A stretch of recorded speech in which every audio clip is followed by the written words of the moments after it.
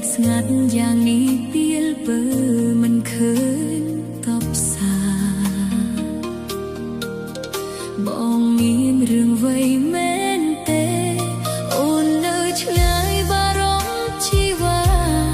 ខលទៅបងច្រើនលើកច្រើនសារគ្មានអ្នកលើកឆ្លើយខលមកវិញលឺសំ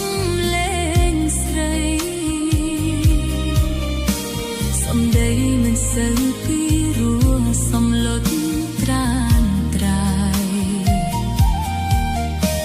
នឹកពេលទៅខលថ្មនឹង